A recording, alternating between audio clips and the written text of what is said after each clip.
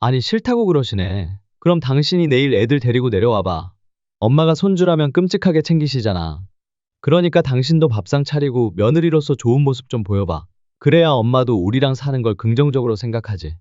당신도 엄마가 집안일 다 해주고 애들도 봐주면 좋잖아. 안 그래? 그래, 그러면 그냥 편하게 생각해. 집에 일해주는 사람 있다고 말이야. 알았지? 너는 나를 너희 집 식모쯤으로 생각하니? 안녕하세요, 구독자 여러분. 저는 진천의 시골 마을에서 살고 있는 74세 노정수입니다. 두 아들의 엄마이지요. 지난 추석 다들 잘 보내셨나요? 저는 얼마 전에 크게 속상한 일이 있었습니다. 바로 제 둘째 아들을 깜깜한 오밤중에 집에서 쫓아내고 말았어요. 40 중반이 된 아들을 이렇게 야박하게 쫓아낸 데에는 다 이유가 있습니다. 그동안 저는 자식들이 오면 맨발로 뛰어나가 반기고는 했습니다. 이제는 더 이상 자식들이 반갑지 않네요. 늙은 몸으로 물까지 떠다 바치며 반겼던 자식들이지만 정작 그런 대접을 받은 자식들은 부모의 등골을 빼먹으려 했기 때문입니다. 저는 24살에 결혼해 아들 둘을 낳았습니다. 남편은 작은 마을에서 농사를 짓는 평범한 남자였죠. 많은 시골집이 그렇듯 아들 둘을 여유롭게 키우진 못했어요. 하지만 가방끈 짧은 부모와는 다른 삶을 살게 해주기 위해 자식들을 가르치려고 뼈 빠지게 노력했죠. 남들보다 더 많이 해줄 수는 없었지만 최소한 부족하지는 않게 키웠습니다. 아들들은 저에게 세상 무엇과도 바꿀 수 없는 소중한 분신이었습니다. 하지만 최근 들어 그 생각이 흔들리기 시작했습니다. 오래전부터 명절이 다가오면 제 마음 한구석이 무거워졌어요. 명절을 앞두고 이웃들과 나누는 이런저런 이야기는 마치 제 이야기처럼 공감이 되었죠. 이번 명절엔 아들만 오라고 했어. 애들 주렁주렁 달고 며느리까지 오면 손님상 차려야 하잖아. 우리 며느리는 입맛도 까다로워서 그거 맞추고 상 차리고 청소하려면 정말 죽어나. 며느리 때문에 이 나이까지 시집살이 하는 것 같아. 저는 속으로 고개를 끄덕였습니다. 매번 명절마다 느끼던 그 피로가 제 몸에 새겨져 있었으니까요. 근데 왜 그걸 다 내가 해? 며느리랑 같이 하면 되지 않아? 하지만 저는 알고 있었습니다. 며느리를 시킨다는 건 불가능에 가까운 일이라는 걸요. 며느리를 시키라고 그랬다간 아주 뒤집어져. 맞벌이 한다고 얼마나 유세를 떠는지 알아? 며느리는 다 옛말이야. 요즘엔 며느님이라고 해야 한다더라. 언니네는 딸들이 좀 도와주지 않아? 아이고, 딸은 더해. 친정에서 누가 일을 해? 며느님이라는 말에 모두가 웃었지만 저는 웃음이 나오지 않았습니다. 그저 숨을 깊이 내쉬었습니다. 사실 할 말이 없어서 듣고만 있었던 건 아니었습니다. 너무 많은 말들이 머릿속에서 엉켜서 어디서부터 시작해야 할지 몰라서 그랬을 뿐입니다. 저 역시 두 아들과 며느리, 손주들까지 합치면 온 가족이 한 번에 몰려올 때 9명이나 되는 식구를 맞이해야 했습니다. 3번씩 차리고 온 집안을 청소하는 것만으로도 몸이 버거웠습니다. 명절이 지나고 나면 늘 며칠 동안 몸살로 알아누워야 했죠. 이렇게 해서 분위기라도 좋으면 보람이라도 있었겠지만 오랜만에 만난 형제들은 크고 작은 다툼을 끊임없이 벌였습니다. 그 과정에서 제 마음이 편안한 날은 단 하루도 없었습니다. 가끔은 명절에 홀로 조용히 있고 싶다는 생각이 들기도 합니다. 하지만 1년에 몇 번이나 자식들을 만나겠어요. 앞으로 몇 번이나 더 손주들 얼굴을 마주할 수 있을까요? 그렇게 힘들다는 마음을 누르고 자식들이 오면 반갑게 맞이하려고 애써왔습니다. 엄마, 저희 왔어요. 둘째 아들 희민이가 신발을 벗으며 집으로 들어섰습니다. 그 뒤로 며느리와 손주 셋이 줄줄이 따라 들어왔죠. 저는 반갑게 맞이하였습니다. 어서 와. 먼 길 오느라 고생했다. 형은 이번에 안 오는 거 알고 있지? 알고 있어. 해외여행 간다면서. 참, 그게 다 돈을 물 쓰듯 쓰는 거지 뭐. 첫째 준석이는 이번 명절 집에 오지 않고 해외로 여행을 가겠다고 했습니다. 작년 명절에 두 아들이 크게 싸운 후 저는 번갈아 명절에 오도록 했어요. 한 가족이 명절 당일에 오면 다른 가족은 명절 전이나 명절 후에 오기로 한 거죠. 온 가족이 모이는 횟수는 줄었지만 솔직히 저는 마음이 훨씬 편해졌습니다. 오늘은 작은 아들 가족이 집에 들어오자마자 조용했던 집이 시끌벅적해졌습니다. 세 아이가 모두 뛰어다니니 그럴 수밖에 없지요. 아이들 목소리에 집안이 금세 북적였습니다.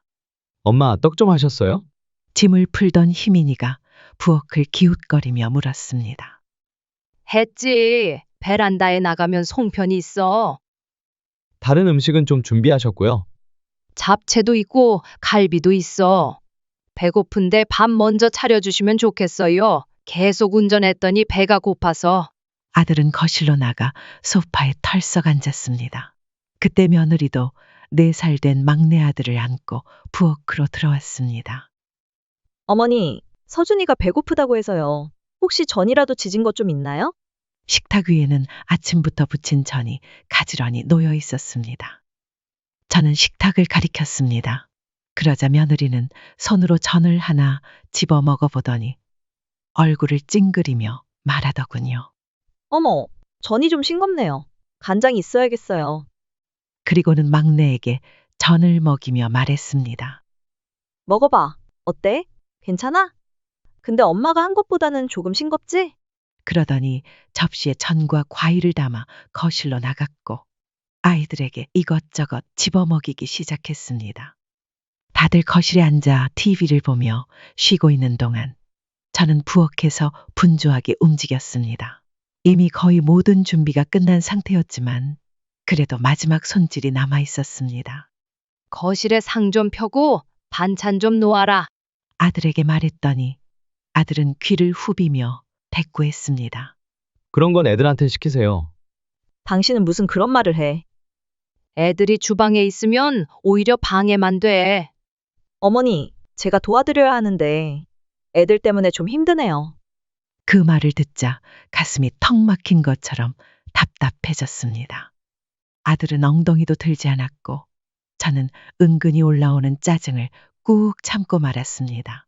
막내는 4살이고 큰아이와 둘째는 초등학생이라 알아서 잘 노는데도 며느리는 여전히 아이들을 붙들고 있었습니다.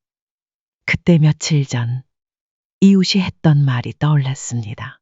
아이고, 준석이네도 똑같네. 결국은 다 해주는 부모 탓이라니까. 여러 식구가 모이다 보니 반찬 하나하나 만드는 것도 신경이 쓰였습니다. 며칠 전부터 반찬 준비를 하느라 밤낮 없이 고생했지만 막상 차려놓으면 그걸 알아주는 일은 없었습니다. 밥상을 차려내자마자 아들과 며느리는 여지없이 한마디씩 던지기 시작했습니다. 우리 엄마 나이 들더니 미각이 예전 같지 않네. 그렇지? 맞아. 아까 전 먹어보니까 진짜 싱겁더라고요. 옛날에는 어머니가 하신 음식 동네 아줌마들도 막 얻어갔었는데 자기들끼리 가볍게 웃으며 던진 농담이었지만 그 말을 들은 저는 기분이 상했습니다. 고생해서 차려주고도 좋은 소리 한마디 못 들으니 억울함이 속에서 끓어올랐습니다. 그때 며느리는 저를 향해 악의 없는 미소를 지으며 말하더군요. 어머니, 앞으로는 반찬 가짓수를 좀 줄이시고 맛에 더 신경 쓰시는 게 좋을 것 같아요. 하나를 제대로 만들지. 여러 개 만들어 놓고 맛이 없으면 음식만 아깝잖아요. 물론 나쁜 뜻으로 한 말이 아니라는 건 알고 있었습니다. 하지만 명절을 며칠 전부터 준비하며 고생한 순간들이 하나하나 떠오르며 속이 뒤틀렸습니다. 아무리 편한 사이여도 그렇지 시어머니의 노고를 알아주기는커녕 저렇게 속도 없는 말을 내뱉는 며느리가 싫었습니다. 그렇게 불만이 많으면 다음부터는 너희 먹을 것들은 너희가 챙겨와라. 저도 모르게 목소리가 커졌습니다. 도와준 것도 하나 없으면서 음식이 짜다, 싱겁다 하는 품평만 늘어놓는 며느리가 너무 보기 싫었습니다. 차례 음식 준비하랴, 저녁상 차리랴. 벌써부터 몸이 녹초가 될 것 같은데. 엄마 생각은 눈꽃만큼도 안 하는 아들도 얄미웠습니다. 말이라도 고생했다, 맛있다 한마디가 그렇게 어려운가 싶었습니다. 아들이나 며느리나 조금의 이해나 배려도 없이 자기들 편한 생각만 하고 있으니 이 상황이 얼마나 서운했는지 모릅니다. 에이, 엄마, 뭘 그렇게까지 말씀하셔요. 그냥 농담한 건데요. 네, 맞아요, 어머니. 그냥 한 말인데 신경 쓰지 마세요. 이번에 담그신 배추김치는 정말 맛있네요. 그제야 며느리는 뒤늦게 칭찬을 던지며 저를 다독이려 했습니다. 하지만 그런 가식적인 모습이 오히려 더 얄미웠습니다. 솔직히 아들보다도 며느리 때문에 밥상을 차리는 게 훨씬 부담스러웠습니다. 아이들이 식사를 마친 후 후식으로 과일을 꺼내 먹으며 저는 무심코 큰아들 이야기를 꺼냈습니다. 준석이가 이번 명절에 못 와서 죄송하다면서 선물이랑 상품권을 좀 보냈더라. 큰아들은 명절에 오지 못하는 대신 자주 이런 식으로 마음을 표현하곤 했습니다. 하지만 그 말을 듣자마자 둘째 아들 희민이는 어김없이 불만을 쏟아냈습니다. 얼마나 보냈는데요? 또 뭐 10만 원, 20만 원짜리 아니에요? 작년에도 이와 비슷한 문제로 큰아들과 작은아들이 크게 다툰 일이 떠올랐습니다. 저는 이번엔 그런 불필요한 싸움을 막고 싶었는데 희민이는 어쩜 저리 돈 이야기에만 집착하는지 모르겠습니다. 괜히 말을 꺼냈나. 아차 싶었지만 이미 엎질러진 물이니 억지로 대답할 수밖에 없었습니다. 그걸 알아서 뭐 하려고? 돈도 많은데 명절에 안 오면 그런 거라도 챙겨야죠. 희민이의 말에 저는 속이 더부룩해졌습니다. 뭘 그런 걸 챙겨. 해주면 고맙고 안 주면 많은 거지. 20만 원짜리 상품권 보내줬어?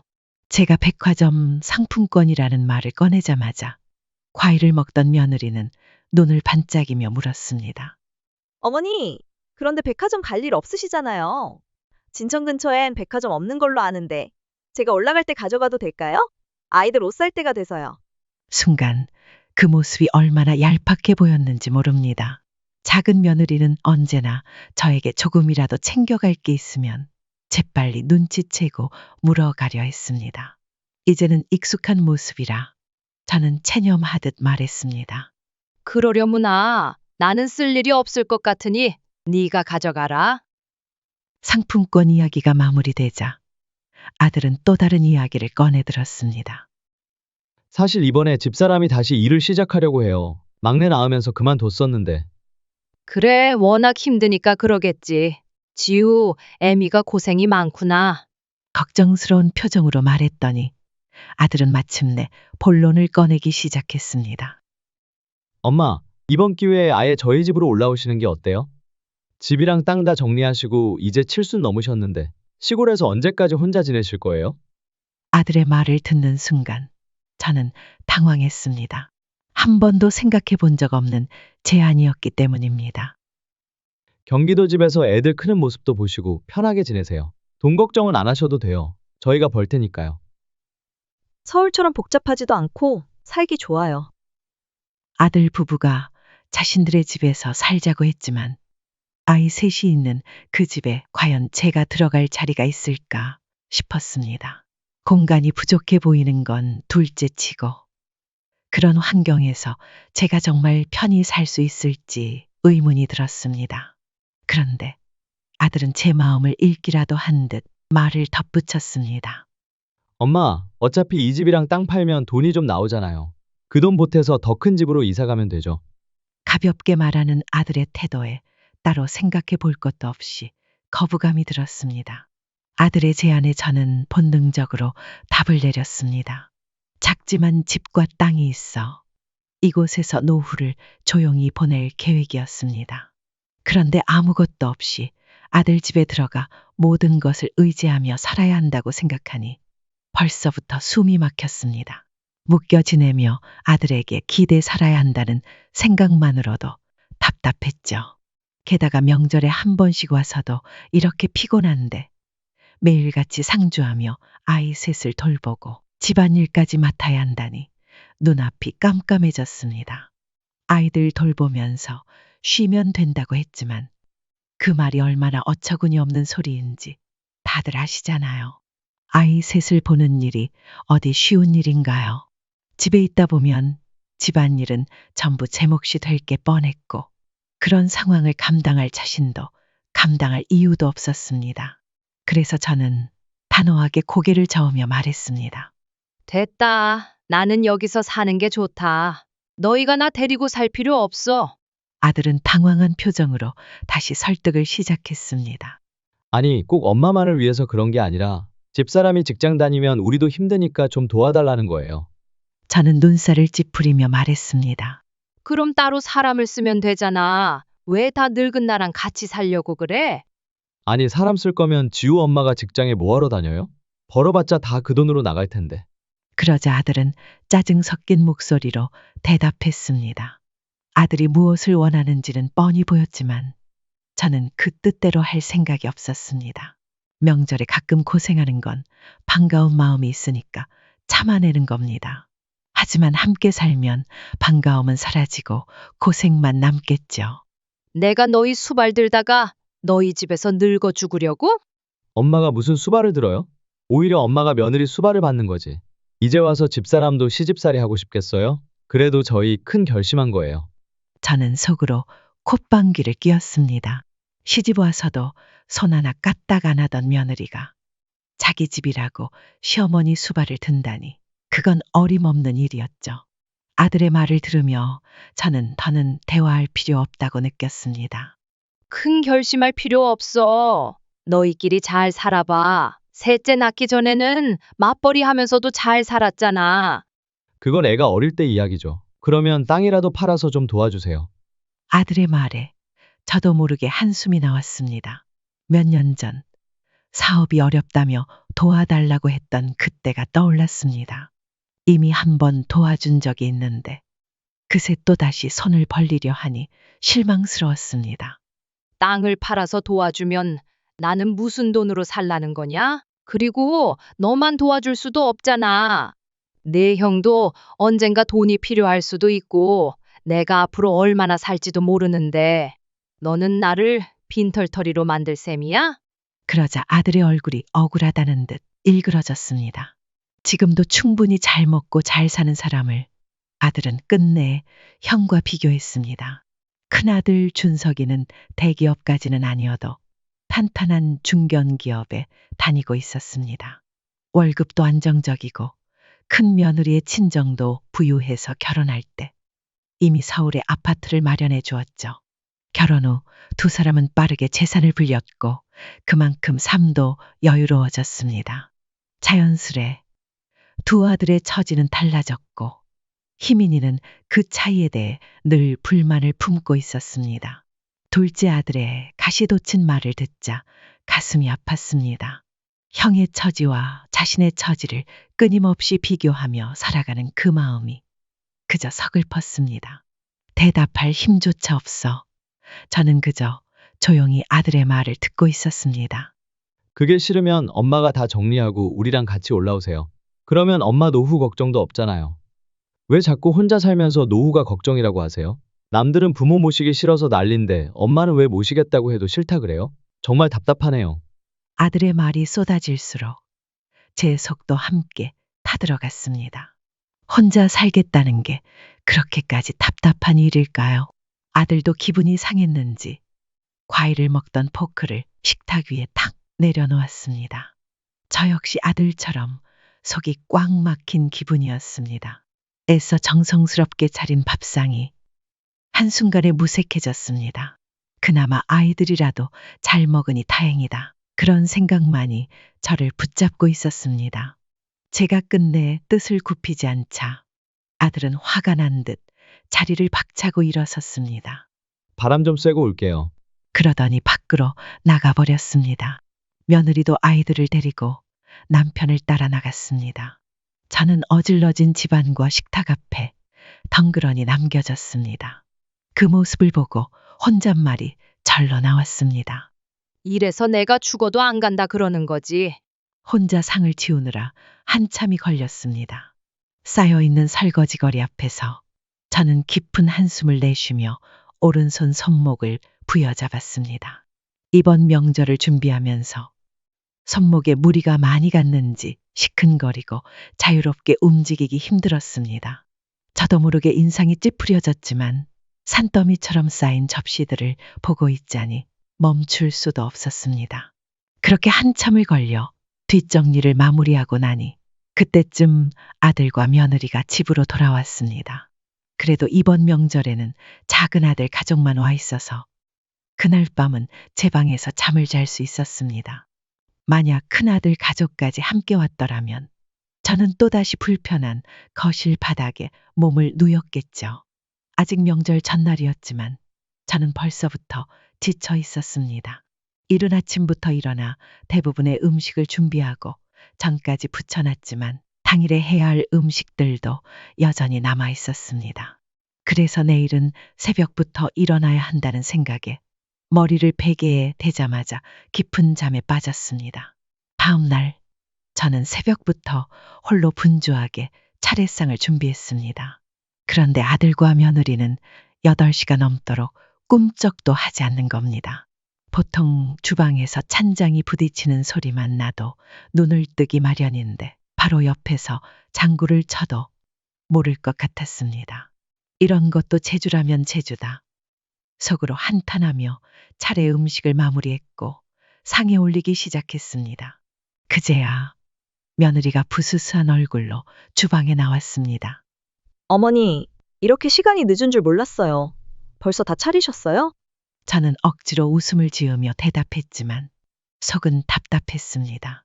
조금 더 시간이 지나자 아들도 하품을 크게 하며 천천히 방에서 나왔습니다. 곰뱅이처럼 슬금슬금 움직이는 그 모습을 보니 정말 기가 막혔습니다. 아들이 나오자 저는 준비해둔 밤을 내놓으며 말했습니다. 다른 음식은 다 준비했는데 밤은 아직 깎지 못했다. 희민아, 거기 밤 좀 깎아라. 내 손목이 아파서 깎을 수가 없구나. 그날은 정말 손목이 너무 아파 밤 껍질을 도저히 벗길 수가 없었습니다. 그런데 돌아오는 아들의 대답에 저는 더할 나위 없이 기가 막혔습니다. 요즘 껍질 벗긴 밤도 많이 파는데 왜 그런 걸 사서 고생을 하세요? 그냥 껍질째 상에 놓으면 안 돼요? 아니면 왼손으로 깎으시면 되잖아요. 아들의 무신경한 말에 저는 할 말을 잃었습니다. 오른손이 아프면 왼손으로 하라니. 이게 아들이 엄마한테 할 소리인가요? 왼손으로 간단한 집안일 정도야 할 수 있을지 몰라도 밤 껍질을 벗기는 건 얘기가 다릅니다. 그걸 모르는 아들이 참 한심하게 느껴졌습니다. 제가 황당한 표정으로 쳐다보자 그제야 아들이 한숨을 내쉬며 마지못해 일어났습니다. 뭘 또 얼굴을 그렇게 붉히세요? 농담이었어요. 아이 참 귀찮아. 모처럼 시골에 쉬러 왔는데 또 일을 시키시니. 어제 오후부터 끊임없이 음식 준비에 시달린 저에게 투덜거리며 말하는 아들의 태도는 참으로 어처구니 없었습니다. 고작 밤 몇 알 깎는 일이 그렇게도 어려운 일인가요? 제가 키운 자식이지만 정말 너무하다는 생각이 들었습니다. 이래서 명절이 달갑지 않은 겁니다. 가족들 얼굴 보는 건 분명 반가운 일이지만 그에 따르는 대가는 너무나 혹독했습니다. 차례가 끝나고 아침밥을 먹고 나자 또다시 설거지거리가 산더미처럼 쌓였습니다. 손목은 더욱 싱거리고 몸은 말할 것도 없이 지쳐 있었습니다. 아이고, 이제 난 도저히 못 치우겠다. 저도 모르게 중얼거리듯 말이 나왔고 결국 말을 꺼내고 말았습니다. 누가 좀 하든지 해라. 그때 아들이 황당하다는 듯 대답했습니다. 무슨 손님한테 일을 시켜요? 저희 이제 가야 돼요. 좀 더 늦으면 차 막혀서 힘들어요. 그 말을 듣자마자 피곤함과 짜증이 한꺼번에 밀려왔습니다. 돈이 필요할 땐 가족이라면서 힘든 일 앞에서는 손님인 척하는 아들이 미웠습니다. 아들 옆에서 며느리가 눈치를 보며 말했습니다. 여보, 그래도 어머니 혼자 이걸 어떻게 다 치우셔? 싱크대에 옮겨놓기만이라도 해요. 벌써부터 짐까지 다 싸놓고 당장이라도 떠날 채비를 하며 하는 말투를 보니 뒷목이 뻐근하게 당겨왔습니다. 아들 내외에게 뭘 기대했나 싶었습니다. 됐어. 그냥 얼른 가라. 내가 알아서 할 테니. 하기 싫어 죽겠다는 표정을 짓는 그들을 굳이 붙잡고 싶지도 않았습니다. 어차피 혼자 남겨질 걸 뻔히 알고 있었으니까요. 며느리가 그릇을 옮기려다 말고 안심한 듯한 표정을 지었을 때 저는 속으로 조용히 결심을 굳혔습니다. 더 이상 이런 명절을 반복할 수는 없다. 그래서 아들과 며느리를 향해 말했습니다. 그리고 다음 명절엔 이렇게 올 필요 없다. 다음부터는 나 혼자 차례 지낼 테니. 아들과 며느리는 당황한 얼굴로 저를 바라봤습니다. 무슨 그런 말도 안 되는 소리를 하세요. 엄마 혼자서 차례를 어떻게 지내요?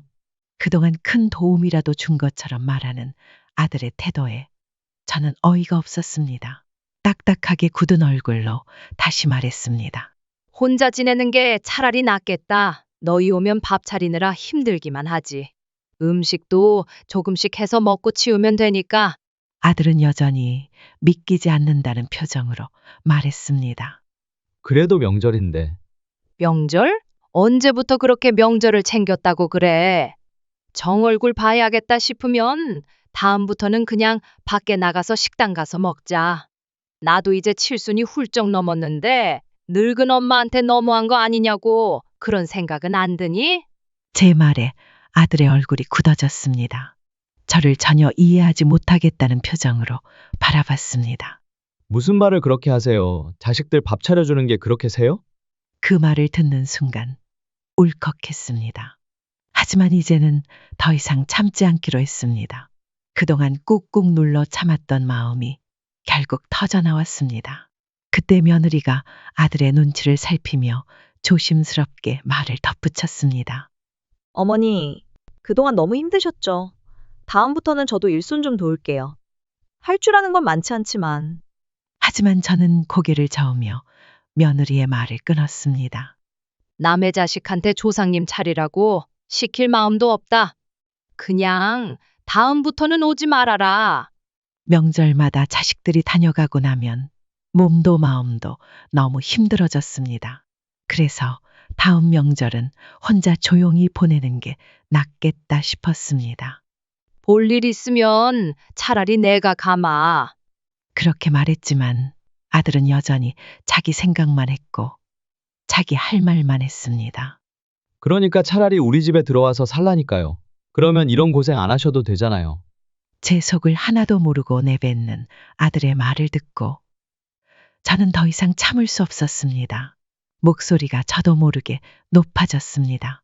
고생시키는 게 바로 너희들이야. 와서 뭐 하나 해달라 그러면 손 하나 까딱 안 하고 손님 대접만 받으려고 하니 차라리 안 오는 게 편하다. 아들과 며느리는 서운한 얼굴을 했습니다. 다른 집 며느리는 오지 말라고 하면 오히려 좋아한다고 하던데 우리 며느리는 그런 기색이 없었습니다. 하긴 여기 오면 며칠 동안 손에 물 한 방울 안 묻히고 해주는 밥 먹고 늦잠이나 자면 되니 싫어할 것도 없겠죠. 잘 먹고 편히 쉬다 가는 입장에서는 어머니의 노고를 알 리가 없었습니다. 아들은 결국 다음에 다시 이야기하자는 말을 남기고 떠났습니다.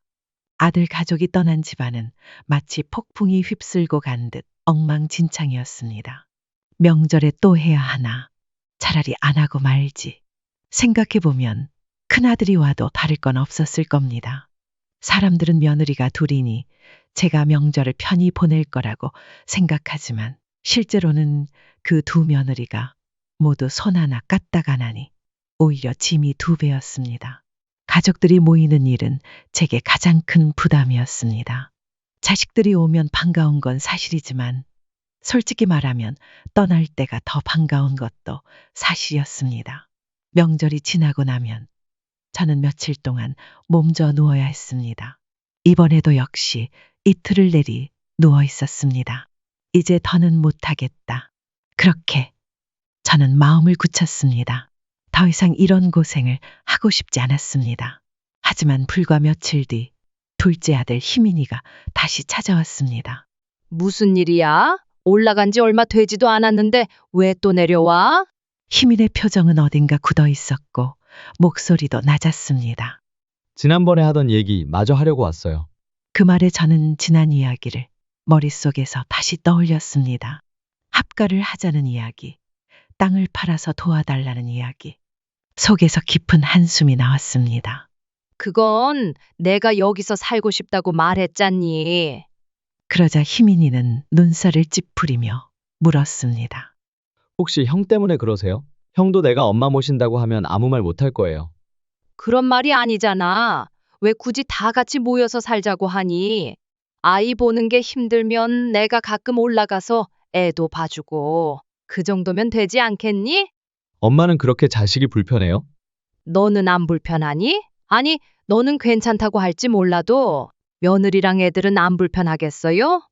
나는 불편하기도 하고 거기까지 가서 너희들 뒷바라지 하는 것도 힘들어. 내 몸 하나 건사하기도 어려운 나이야. 며느리도 아이 돌보는 거랑 집안일 힘들다면서 왜 늙은 엄마한테 그걸 시키려고 해? 그제 아들은 불만스러운 얼굴로 대답했습니다. 집사람은 돈 벌잖아요. 엄마는 집에서 살림만 하면 되는데 뭐가 힘들어요? 너 설마 내가 집이랑 땅 처분한 돈으로 이사 가려고 그래? 더 큰 집으로 가고 싶어서 이러는 거야? 지금도 이러는데 같이 살면 뭐가 달라질까? 서로 마음 상할 일만 생기겠지. 죽을 때까지 부모 자식 사이가 좋으려면 떨어져 살아야 한다잖아. 그 말에 아들은 얼굴을 찌푸리며 불쾌한 표정을 지었습니다. 그렇게 우리는 서로 똑같은 말만 반복하고 있었습니다. 아무튼 내 생각은 변함없어. 오늘은 이만 자고 내일 올라가라. 저는 그 말만 남긴 채 안방으로 들어가 버렸습니다. 더 이상 이야기를 해봐야 감정만 상할 것 같았기 때문입니다. 더는 감정 소모를 할 수 없다고 느낀 저는 조용히 제 방 안으로 숨어버렸습니다. 명절이 끝나고 나서야 간신히 평화를 찾았다고 생각했지만 제 마음 한구석에는 여전히 끝나지 않은 무언가가 남아있음을 느꼈습니다. 이런저런 생각에 뒤척이던 그날 새벽, 목이 말라 물 한 잔 마시기 위해 거실로 나갔습니다. 거실 창문이 열려 있길래 닫으려고 다가섰는데 그 옆에 있는 작은 방문이 살짝 열려 있는 게 눈에 띄었습니다. 열린 문틈 사이로 밝은 빛이 새어나오고 있었습니다. 그 방은 희민이가 자고 있는 방이었습니다. 날씨가 부쩍 쌀쌀해져 아들 방문을 조용히 닫아주려고 다가갔습니다. 그런데 그때 아들이 아직 잠들지 않고 누군가와 통화하고 있는 소리가 들렸습니다. 아니 싫다고 그러시네. 그럼 당신이 내일 애들 데리고 내려와봐. 엄마가 손주라면 끔찍하게 챙기시지. 아들은 며느리와 통화 중이었습니다. 그러니까 당신도 밥상 차리고 며느리로서 좋은 모습 좀 보여봐. 그래야 엄마도 우리랑 사는 걸 긍정적으로 생각하지. 나도 이러는 게 마냥 편하진 않지. 그런데 우리 집 미래를 위해서라도 당신이 좀 참아야 해. 그 말을 듣는 순간 제 가슴이 무너지는 것처럼 내려앉았습니다. 어렴풋이 알고는 있었지만 아들이 진심으로 저와 함께 살고 싶어 합가를 제안한 게 아니라는 걸. 하지만 직접 그 대화를 귀로 듣게 되니 제 기분은 바닥으로 곤두박질 쳤습니다. 역시나 저와 함께 살려는 목적은 돈 때문이었고 저에게 집안일을 떠넘기며 편하게 살기 위한 것이 전부였다는 사실이 명확해졌습니다. 며느리가 무슨 이야기를 하는지 고스란히 들리는 가운데 제 마음은 부글부글 끓어올랐습니다. 그래도 참으려고 했습니다. 새벽이니 지금은 말하지 말자. 아침에 이야기해야 할까? 아니면 문을 열고 당장 따져야 할까? 그런 고민을 하고 있을 때 아들의 목소리가 다시 들렸습니다. 당신도 엄마가 집안 살림 다 해주고 애들도 봐주면 좋잖아. 안 그래? 그래, 그러면 그냥 편하게 집에 일해주는 사람 있다고 생각해. 알았지? 그러니까 내일 애들 데리고 내려와. 집에서 일해주는 사람이라는 말에 저는 더 이상 이성을 유지할 수 없었습니다. 저도 모르게 방문을 벌컥 열어젖히고 아들을 향해 말했습니다. 내일 오지 말라 그래라. 제 목소리는 차갑고 단호했습니다. 제 행동에 아들은 깜짝 놀라며 몸을 일으켰습니다. 너희 와도 하나도 반갑지 않으니까 오지 말라 그러라고. 엄마, 그게 무슨 말씀이세요? 저는 더 이상 참을 수 없었습니다. 온갖 억울함과 분노가 터져 나왔습니다. 무슨 말인지는 내가 더 잘 알 거 아니야. 너는 나를 너희 집 식모쯤으로 생각하니? 아니, 그런 거 아니에요. 아들은 당황해하며 손을 내저었지만 이미 엎질러진 물이었습니다. 그런데 너희는 나를 부려먹을 생각밖에 없잖아. 부모가 고생을 하든 말든 안중에도 없이 자기 편한 것만 챙기고 너희들 때문에 속이 타들어갔어. 이제 지긋지긋하다. 와서도 누워서 손가락 하나 까딱 안 하고 나만 부려먹고 무슨 왕이라도 되는 것처럼? 너희가 좀 와서 늙은 엄마를 도와줄 생각은 못하고 늘 나만 해줘야 하니? 정말 기가 막혀서.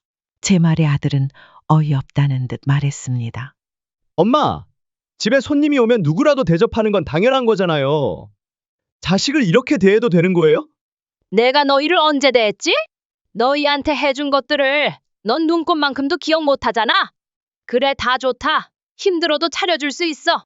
그런데 부모 등쳐먹으려는 자식까지 그건 못 참는다. 등쳐먹다니. 엄마, 무슨 말을 그렇게 하세요? 그럼 다시는 집이랑 땅 이야기 안 할게요. 그 말을 듣고 아들은 잠시 말을 잇지 못하다가 결국 화를 내기 시작했습니다. 알겠네요, 결국. 우리랑 살기 싫다는 거잖아요. 내 말이 맞았네. 그래, 그렇게 하자. 그래, 그렇게 하자니 무슨 말씀이세요? 이제 너희 집으로 돌아가. 나 이제 너 보기 싫다. 뭐라고요? 지금이 몇 시인데 자정 넘었잖아요. 아들은 손을 부들부들 떨며 말했습니다.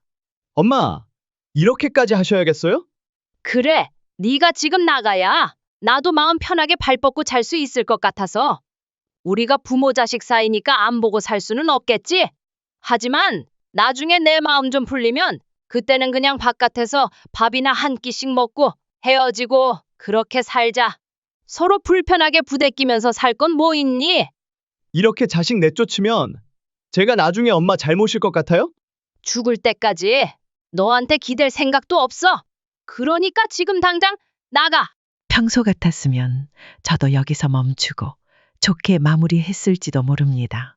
하지만 이번엔 상심이 너무 컸습니다. 아들은 더 이상 억누를 수 없는 서운함에 저를 다그쳤지만 저는 끝까지 아들을 돌려보냈습니다. 아들이 떠나고 나니 후련한 감정과 함께 가슴이 찢어지는 것 같은 아픔이 몰려왔습니다. 사랑하는 자식에게 이렇게까지 말해야 했다는 현실이 너무나도 가혹하게 느껴졌습니다. 부모가 무조건 참아주기만 하면 자식들은 그걸 당연하게 여기니까요. 이번만큼은 똑바로 이야기해줘야 했습니다. 한쪽만 참고 견디는 관계는 결국 망가지게 되어 있습니다. 지금에서야 끊어야 나중에 더 큰 문제로 번지지 않을 거라고 믿었습니다. 아들이 떠난 집안에서 저는 눈물을 훔치며 조용히 결심했습니다. 멀리서 들려오던 아들의 차 소리도 점점 멀어져 갔습니다. 지난 일이 마치 꿈처럼 느껴질 정도로 겉으로 보기엔 다시 평온한 일상을 보내고 있습니다. 하지만 이제는 자식들이 온다고 며칠 전부터 청소하고 장 보고 요리할 필요가 없다는 생각에 한편으론 후련하기도 했습니다.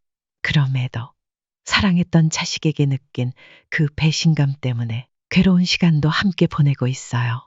많은 이들이 말합니다. 자식에게 너무 기대지 말라고. 그 말이 맞는다는 걸 머리로는 알고 있지만 그러면 제 지난 인생이 너무 허무하게 느껴집니다. 부모라는 존재는 자식을 놓으려 해도 마음처럼 쉽게 놓을 수 있는 게 아니더군요. 앞으로 저는 자식들에게 어떤 마음을 가지고 대해야 할지 아직도 잘 모르겠습니다. 그렇다고 너무 남처럼 지낼 자신도 없습니다. 오늘 저희 이야기는 여기까지입니다. 혹시 저와 비슷한 생각을 하고 계신 분이 있다면 오늘 이 시간을 통해 여러 가지 마음을 함께 나눠보았으면 좋겠습니다. 남겨주신 말들은 하나도 놓치지 않고 꼼꼼히 읽어보겠습니다. 저의 사연에 귀 기울여 주셔서 감사합니다. 오늘도 평안한 하루 보내세요. 노정수 여사의 사연은 여기까지입니다. 명절마다 찾아와 손 하나 까딱하지 않고 도리어 집안일을 떠맡기는 자식들. 게다가 부모의 집과 땅을 노리는 속마음까지 알게 된 순간 노 여사의 결심은 얼마나 외롭고도 단호했을까요? 여러분은 어떻게 생각하시나요? 노정수 여사의 선택 통쾌하셨다면 댓글로 마음을 표현해 주세요. 혹은 여러분이라면 어떤 방식으로 이 상황을 풀어냈을지도 궁금합니다. 비슷한 경험이나 의견, 조언이 있다면 함께 나눠주세요. 이야기가 마음에 와 닿으셨다면 구독과 좋아요로 부엌 사연에 따뜻한 응원을 보내주세요. 다음엔 더 진한 이야기로 여러분을 찾아뵙겠습니다. 감사합니다. 평안한 하루 보내세요.